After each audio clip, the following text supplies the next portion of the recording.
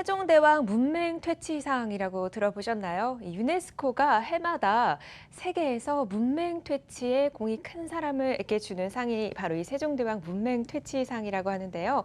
좀 자랑스러운 상이죠. 이렇게 한글의 우수성을 알리기 위한 노력들이 이루어지고 있습니다. 오늘 소개해드릴 공모전도 그 노력의 일환이라고 할 수 있을 것 같은데요.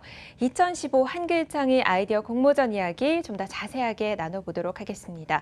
올콘 파트장이자 한국경제신문 대외협력국의 박재균 차장과 함께합니다. 어서 오세요. 네, 안녕하십니까. 네, 오늘은 2015 한글창의 아이디어 공모전 이야기를 좀 나눠볼게요. 우선은 어떤 대회인가요? 예, 그 한글과 타 산업의 융합을 통해서 그 활용이 가능한 상품 아이디어를 발굴하기 위해서 마련된 공모전인데요.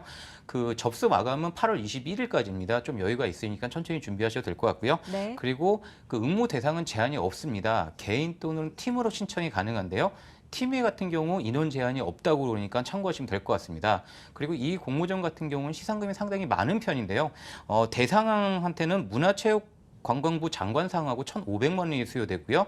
총 10개 팀에 5,100만 원의 시상금이 준비되어 있는 공모전입니다. 한글과 다른 분야의 융합이라고 소개를 해주셨는데 제가 듣기로는 좀 어렵고 모호하거든요. 좀 쉬운 예를 들어서 소개를 좀 부탁드릴게요. 예, 우선 그 공모전 명을 보면 네. 한글 창의 아이디어 공모전이라고 되어 있잖아요. 근데 그 세부 내용을 들여다보면 융합이라는 단어가 들어가 있습니다. 이게 융합이라는 자체를 어렵게 생각하실 필요는 없고요. 그 메인이 한글로 돼서 주위에 다른 아이디어를 같이 결합한다는 의미로 보시면 될 것 같습니다. 우선 예를 한번 들어볼게요.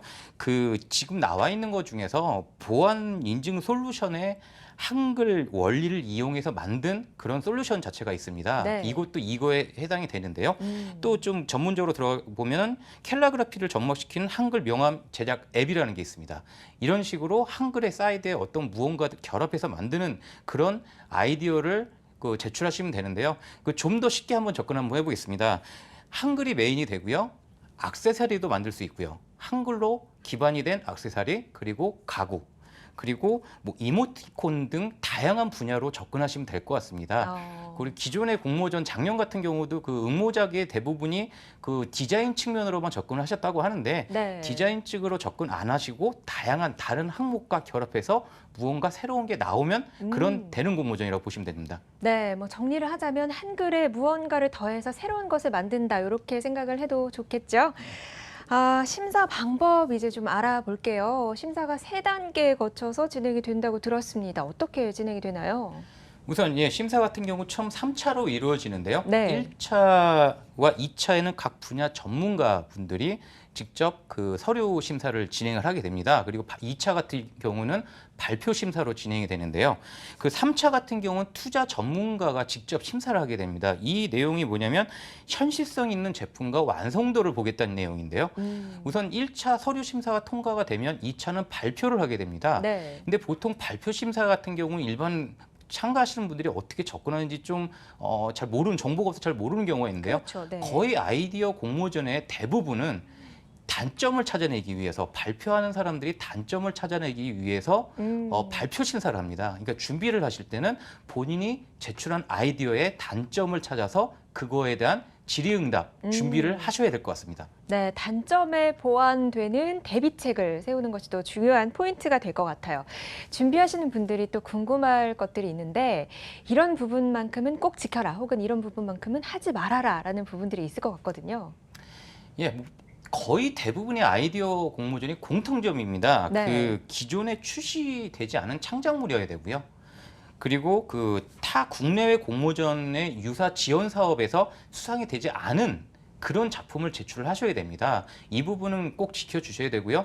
그리고 여기서 가장 중요하게 그 말씀드릴 수 있는 부분이 한글 관련된 공모전이지 않습니까? 네. 한글의 기본 틀을 지켜주셔야 됩니다. 예를 들어서 한글을 파괴하고 거기에 어떤 걸 융합을 시켜서 아무리 좋은 아이디어 나와도 수상에서 제외되기 때문에 한글에 대한 기본적인 내용을 꼭 지켜주시면서 아이디어를 구상하셔야 될 것 같습니다. 네, 맞습니다. 저희가 여러 번 말씀을 또 드리지만 이 공모전 개요 꼭 꼼꼼하게 또 읽어보시고요. 기본은 꼭 지켜주시면 좋을 것 같네요. 자, 다음으로 예상 경쟁률 알아볼게요. 예, 시상금이 높은 편이다 보니까 경쟁이 높은 편입니다. 전년도 기준으로 해서 230개 아이디어가 접수가 됐는데요. 네. 총 7개 팀을 수상을 했습니다. 이제 한 33대 1 정도 진행이 됐던 건데요. 올해는 10개 팀 수상이지만 시상금이 높기 때문에 전년도와 비슷한 수준, 약간 더 올라갈 수도 있든 예측을 하게 되겠네요. 네, 전년도와 비슷한 수준의 예상 경쟁률 말씀을 해주셨고요. 최근에 열렸던 2015 광주 하계 유니버시아드 개막식 혹시 보셨는지 모르겠습니다. 한글과 관련한 멋진 퍼포먼스도 연출을 했는데요.